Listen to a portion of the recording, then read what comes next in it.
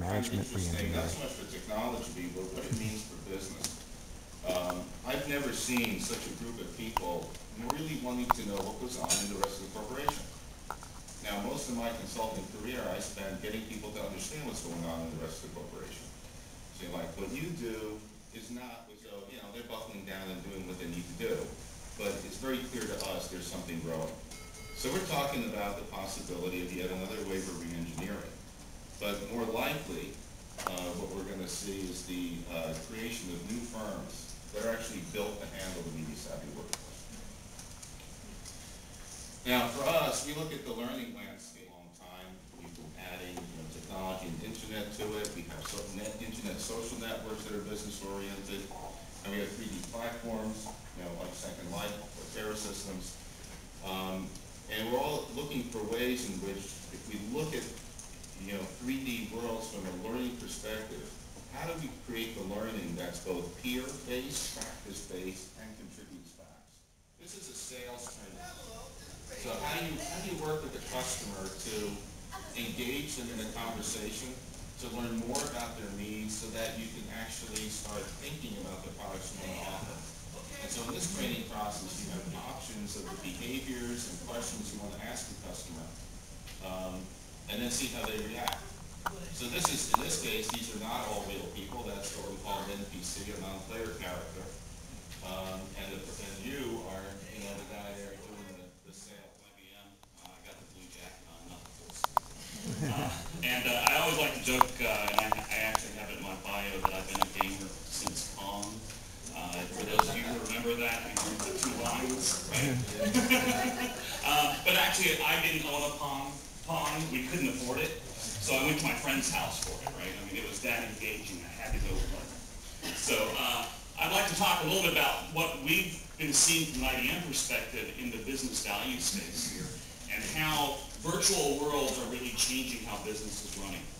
So I'd like to, I actually would like to ask you, if you do have questions, go ahead and ask them. Ed's probably going to tell you not to. So we'll just go through some of the slides here. I want to hit a couple of key points. One, about the evolution of both the business and the technology here, and talk how we got where we are now, where we see that going to.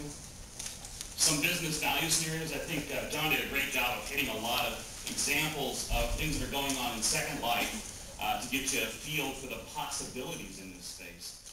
And then start with platforms. We brought out standards-based browsers that allow people to experience the whole gambit of technology in spaces, not just my Gopher client, if you remember that, or my Lynx text-based browser, or my FTP client. I went in through a single tool, a web browser, and really could get to everything. And I could get to data that was formerly only on CompuServe, data that was formerly only on AOL.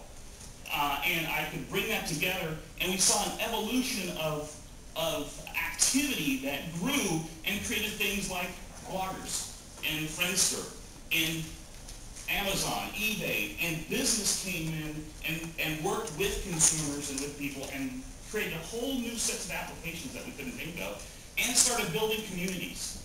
And these communities we see now with things like Facebook and other two-dimensional flat spaces.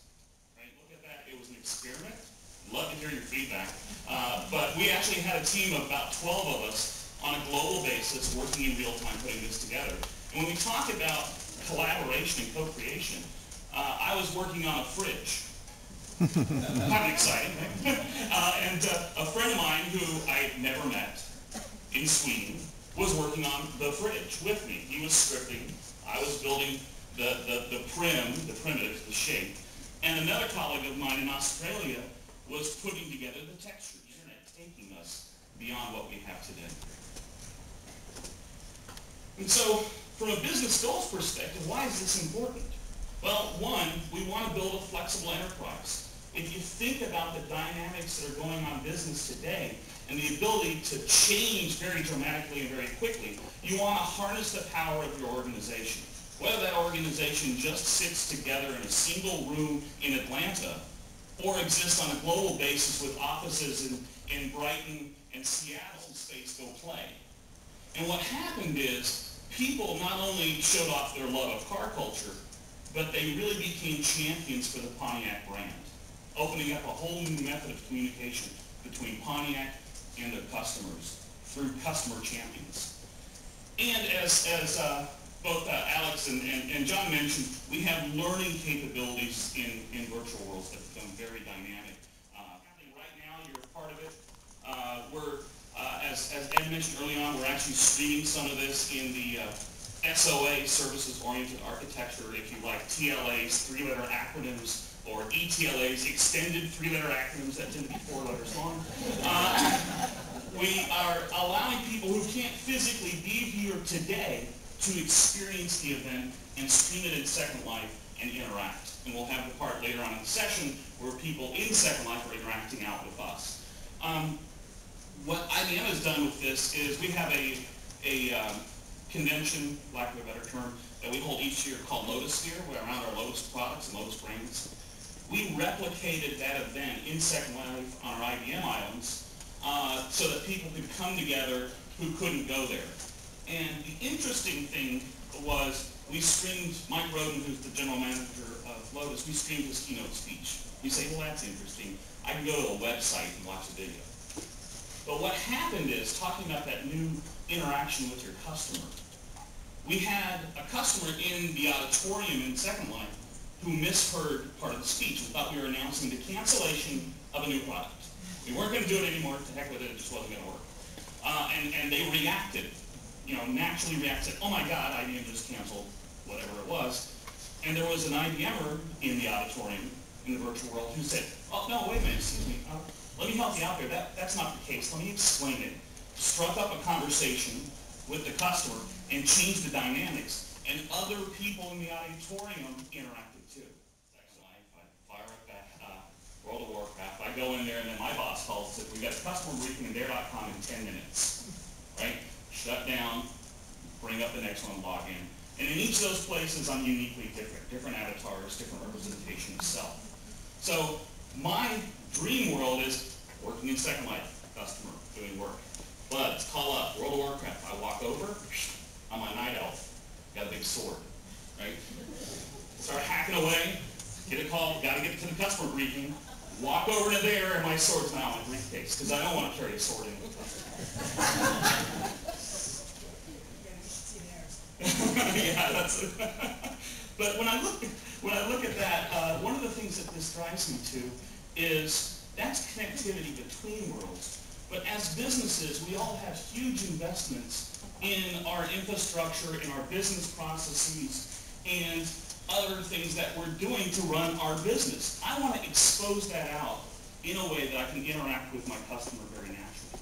And when we look at that, things like web services and connecting up through services-oriented architecture allow us to enable that through standard interfaces and protocols. Once again, back to the early web days, it took off when standards and interoperability came together.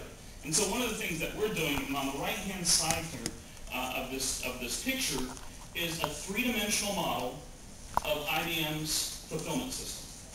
There was an article about 10 years ago in the Harvard Business Review on improving your process and your supply chain. It's called Staple Yourself to an Order. Staple, why not become the order? Flow through the process, and what we have in this picture on the top level is the physical business process of an order desk. I can click the button, order a thing, whatever it is, and it drops down a little pipe. And then it flows through the business process view level, splitting the order up, hitting different fulfillment systems based off of content, and ultimately into billing systems. Who runs a virtual real estate business. And now we're talking about Reuters. Accumulated over $1 million US worth of assets in the virtual world. So there's a very good business story for me to tell, and for others to tell, and I think that is certainly one of the things that has interested us most. Since the ramp up, there's always been kind of on the other side of the coin, kind of a potential backlash, people questioning whether those numbers were legitimate. I'm not going to get into the kind of fine details of parsing all this right now, but just to give you an idea, there's a huge number of registered users for Second Life, about 7 million. But it's a bit of a paradox that